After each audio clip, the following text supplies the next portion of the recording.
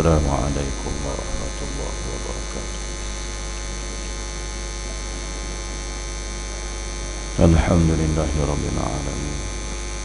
Wassalatu wassalamu ala asyrafil anbiya'i wal mursalin wa ala alihi wa sahbihi ajma'in. Rabbi shrah li sadri wa yassir li amri wahlul 'uqdatam min lisani yafqahu qawli. Subhanaka la ilma lana illa ma 'allamtana innaka antal alimul hakim.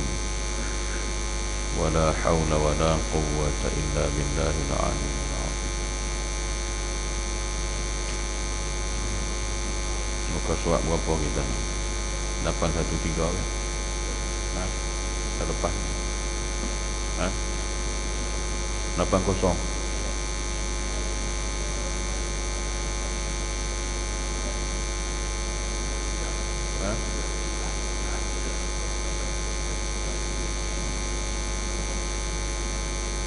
Sampai di mana? Bawah.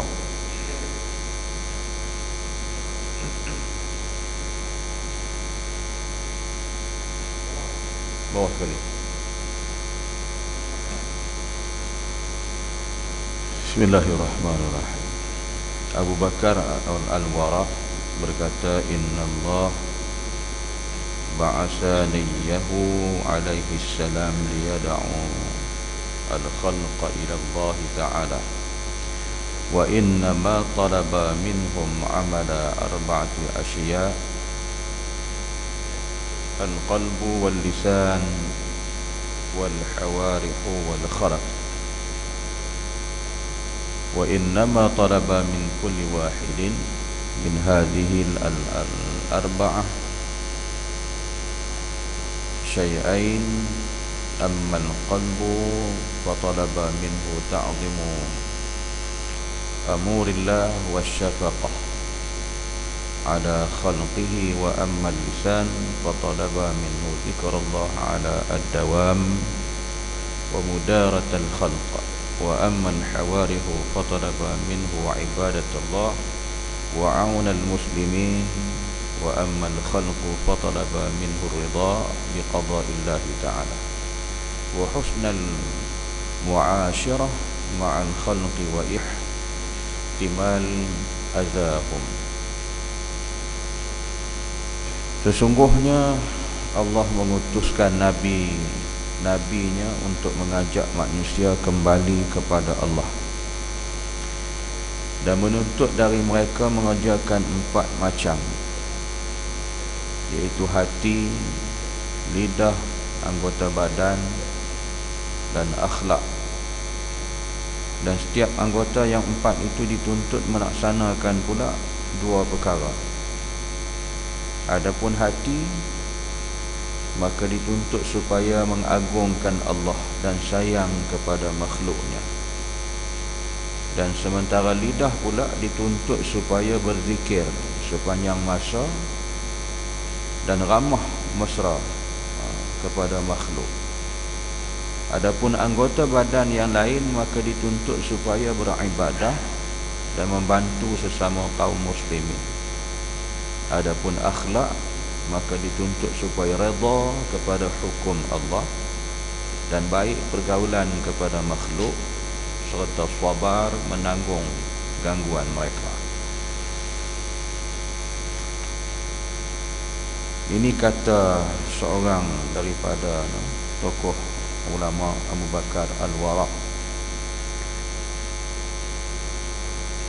Dia kata Allah, sesungguhnya Allah mengutuskan Nabi itu untuk mengajak manusia kembali kepada Allah.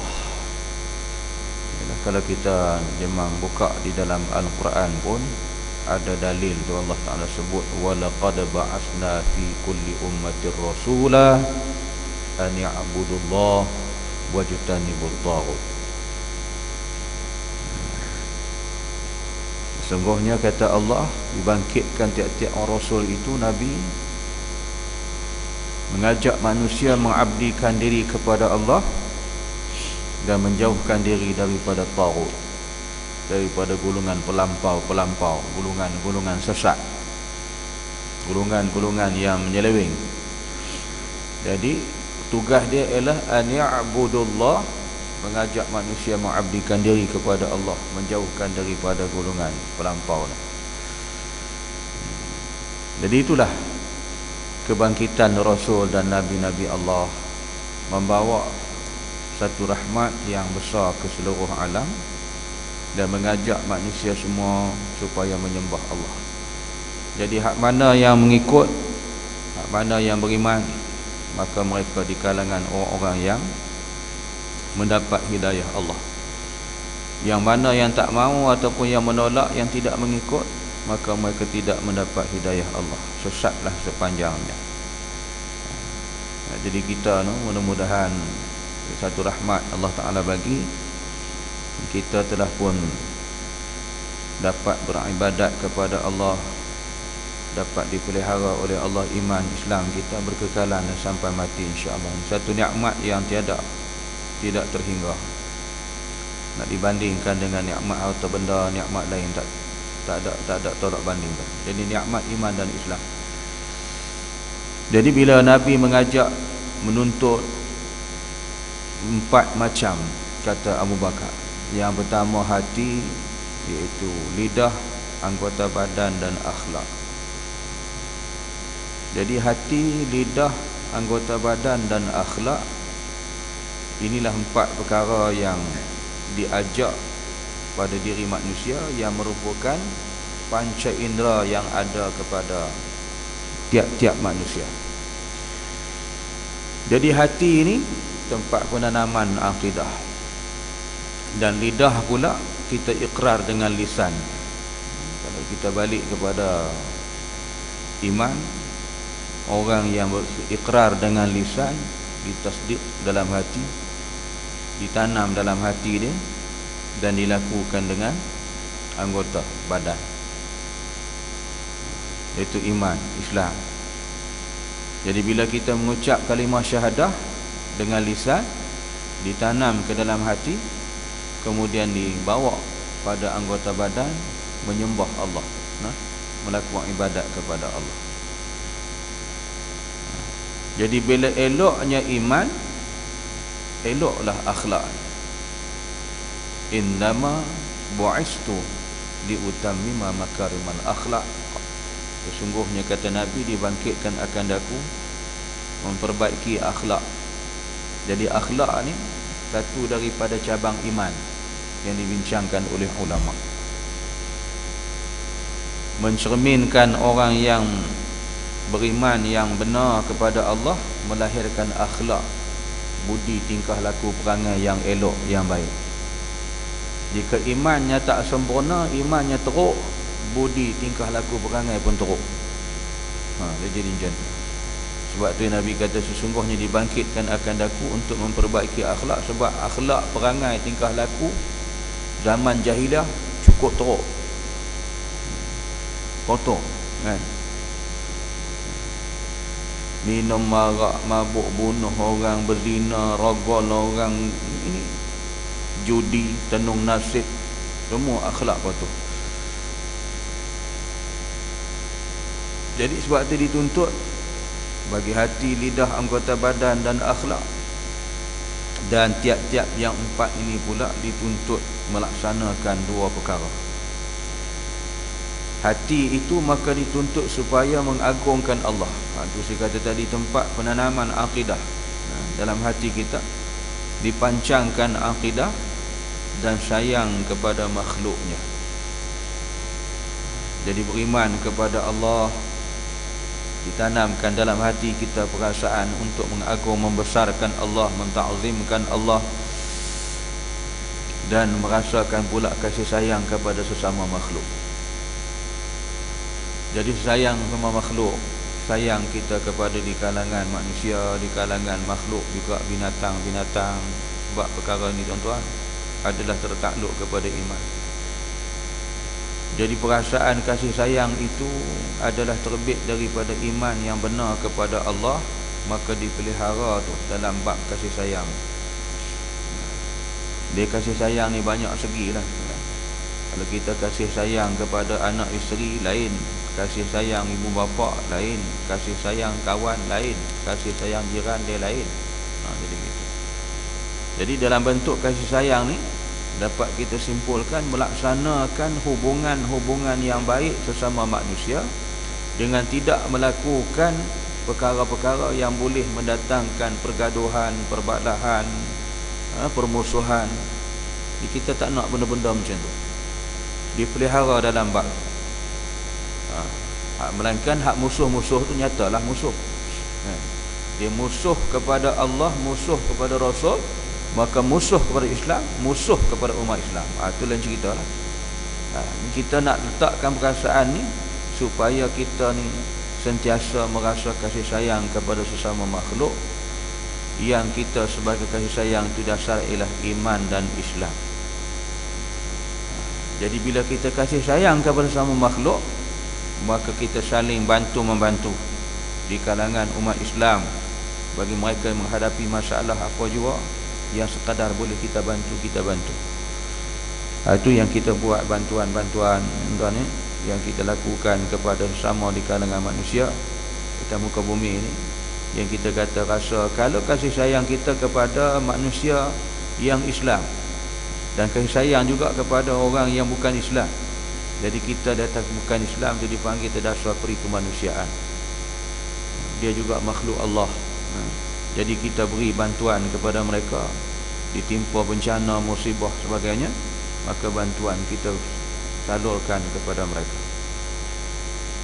Jadi ini hubungan-hubungan inilah yang dituntut dalam Islam, supaya tidak ada dalam kita hidup dalam bercakaran, bergaduh, bermusuh dan sebagainya. Ini perkara yang tidak dituntut. Sebab bergaduh, kerja bergaduh ni kerja setan lah. Jadi pelihara tu. Dan dikatakan lidah pula dituntut supaya berzikir sepanjang masa dan ramah, ataupun kita ni rajin bertegur sapa, ramah mesra, bercakap dengan orang kepada sesama makhluk. Jadi lidah kita digunakan untuk berzikir kepada Allah. Dengan berzikir kepada Allah itulah satu daripada menjadikan ianya ketenangan. Ala bizikrillah tatma'innul qulub, dalam surah Ar-Ra'd. Dengan berzikir kepada Allah itu membawa kepada ketenangan, tamak-ninah. Dia ada tamak-ninah, ada ketenangan. Dan zikir itu juga sebagai menjadi ubat, merawat kepada penyakit-penyakit yang ada kepada hati manusia. Sebab tu kata, kita tengok dalam pandangan Hujatul Islam Imam Al-Ghazali dalam kitab Ihya Ulumuddin, dalam kitab Minhajul Abidin, dengan zikir itu Dia kata diketuk pada hati manusia yang berkarat, yang mempunyai apa semua penyakit, mudah-mudahan hancur, lerai penyakit-penyakit tu. Jadi hati manusia tu jadi sihat, sejahtera.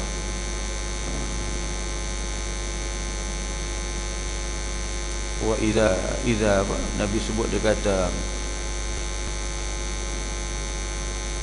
wa idza haddasa, apabila dah baik dalam hati kamu tu, idza salahat salahal jasadu kulluh wa idza fasadat jasadu kulluh. Apabila sihat dia, sihatlah tubuh badan kamu. Bila rosak, binasa dia, rosaklah jasad kamu.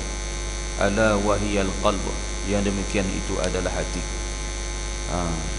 Jadi hati ni tuan-tuan, perkara yang penting dalam satu organ yang ada dalam jasad manusia, yang penting dan menjadikan tempat penanaman akidah. Sebab tu Nabi sebut gitu, dia kata idza salahat salahal jasadu kulluh wa idza fasadat jasadu kulluh. Jadi apabila sihat, maknanya hati kita ni sihat dengan zikir kepada Allah, tak ada penyakit. Ini penyakit yang spiritual, bukan penyakit yang zahir. Penyakit zahir ni doktor boleh cek, boleh trace, boleh nampak, dia scan, dia x-ray nampak. Ni penyakit yang spiritual, kita tak nampak, scan pun. Yang dimaksudkan penyakit spiritual ni penyakit apa nama, hasad dengki kat orang, penyakit tamak, penyakit apa lagi, ini benda-benda yang macam ni kita scan pun tak nampak, melainkan benda tu dia kena balik kepada ilmu Islam. Itu yang maksud Nabi kata sihat, nak kena sihat hati daripada penyakit tu. Dendam ke orang, simpan perasaan dendam dengan orang, dengki dengan orang, hasad dengki, ini benda-benda yang nak kena buang, digantikan dengan sifat-sifat yang terpuji. Sifat marah yang berlebih-lebihan.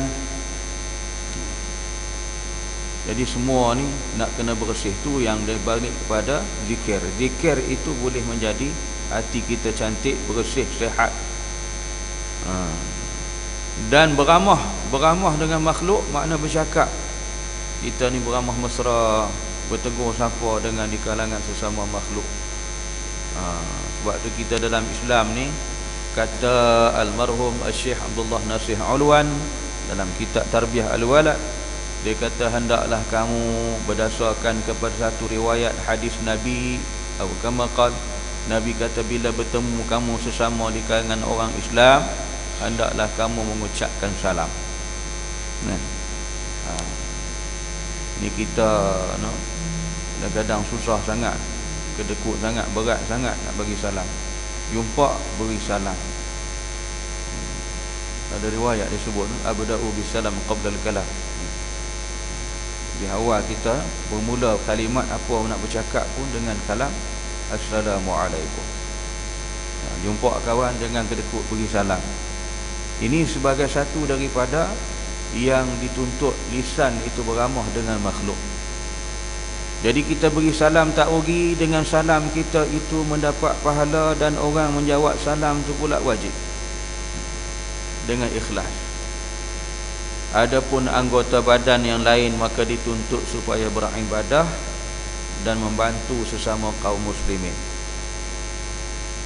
Jadi anggota badan yang Tuhan buat dekat kita ni ikut sifat, dengan dua tangan, dengan segala kakinya, segala keperluan, semuanya cukup.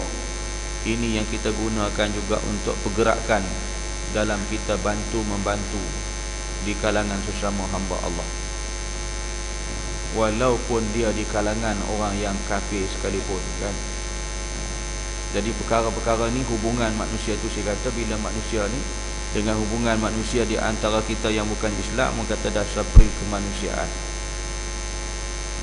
Kita bantu makhluk Allah. Tengok binatang-binatang pun jangan diinayakan dia, tak boleh. Jangan digunakan kaki tangan kita untuk menzalimi binatang-binatang. Tak pasal-pasal pergi naya bunuh dia buat apa. Dia pun makhluk Allah, nak hidup juga. Jangan kita buat inaya ke dia, tak boleh. Benda tu berdosa kita. Melainkan hak yang boleh kita bunuh di atas sebab-sebab yang telah boleh dibunuh, itu tak apalah. Ini tidak ada sebab apa. Jadi kita pelihara tu. Dituntut kaki tangan kita membantu sesama Muslim. Adapun akhlak dan budi, maka dituntut supaya redha kepada hukum Allah dan baik pergaulan kepada makhluk, serta sabar menanggung gangguan mereka. Ini akhlak kita, budi perangai kita, tingkah laku kita. Orang yang beriman, kata sahabat ini, kata ulama ini Abu Bakar, dia kata redha dengan hukum Allah. Jadi bila hukum Tuhan ini kita tak boleh nak kata apa, sebab itu adalah hak Allah. Kita sebagai hamba-Nya, kita kena terima. Ini duk bunyi macam-macam, hukum Tuhan. Bila kita kata tak boleh buat hukum Allah Ta'ala ni, bukan semua orang faham hukum Tuhan ni, buat nanti kacau bilau. Ni dia nak kacau bilau pasal apa? Benda Nabi dah laksanakan hukum Tuhan tu. Nabi dah laksana, Nabi tegakkan negara, buat negara Islam, jalan hukum Islam, tak ada huru-hara apa-apa. Jadi kita ni tak redha dengan hukum Tuhan, berdolak dalih macam-macam alasan. Masyarakat semua tak faham lagi lah, orang tak faham. Kita kena terang dulu. Nak terang berapa lama dah, berapa puluh tahun dah engkau orang merintah, tak boleh-boleh buat kerja juga. Hukum Islam dipertikai, tak habis-habis dicemuh. Ini sebenarnya kita tak mau hukum Allah, tak perlu berdolak dalih. Duk kita nak buat kajian, nak kaji berapa lama nak kaji. Hukum Allah dah siap lengkap dah. Nabi dah laksanakan hukum tu dah. Jadi tidak ada lagi yang perkara ini diragukan. Inilah perkara yang timbul pada kita. Tak cukup kita dengan bantahan-bantahan dibuat daripada negara tempatan kita, rakyat kita sendiri. Panggil orang luar pula buat bantahan, minta pandangan orang luar pula. Inilah tuan-tuan, manusia tak redha dengan hukum Tuhan, susah. Jadi akhirnya kita balik kepada hukum ciptaan manusia. Lagi huru-hara, porak-poranda. Jadi kotorlah akhlak. Orang yang akhlak yang baik, orang yang redha dengan hukum Allah, kata Abu Bakar Al-Wara. Dan baik pergaulan kepada makhluk, serta sabar menanggung gangguan mereka. Jadi kita kena lakukan hubungan manusia ni sentiasa hubungan yang baik, dan menanggung kesabaran di atas gangguan mereka. Ini perkara biasalah tuan-tuan. Kalau kita tengok, merupakan sunnatullah. Kita nak buat hukum Tuhan, Nabi sendiri pun diganggu, dilakukan pertentangan yang begitu hebat, tetapi Nabi tidak mengalah. Sebab itu adalah tugasan Nabi dan Rasul. Lalu Nabi terus menjalankan hukum-hukum Allah Subhanahu wa ta'ala. Ini gangguan-gangguan yang dilakukan oleh di kalangan orang-orang yang tidak beriman, di kalangan orang-orang yang munafik, di kalangan orang fasik, apa semua tadi, kita kena sabar. Jadi itulah kata saudara ini Abu Bakar Al-Wara, Allah telah memberi pada kita ni, diutus Nabi, dan Nabi mengajak kita, dan kita kena ikutlah. Laqad kana lakum fi Rasulillahi uswatun hasanah. Sungguhnya Nabi Rasul itu adalah contoh, role model yang baik untuk diikuti. Itulah jalan yang terbaik bagi menyelamatkan kita dunia dan juga di akhirat, insya-Allah. Wallahu a'lam. Syahil bin Abi Salih, sambung insya-Allah. Subhanakallahumma wa bihamdika asyhadu an la ilaha illa anta astaghfiruka wa atubu ilaik. Bismillahirrahmanirrahim. Wal 'asri innal insana lafi khusr illa alladhina amanu wa 'amilus salihat wa tawassaw bil haqqi wa tawassaw bis sabr.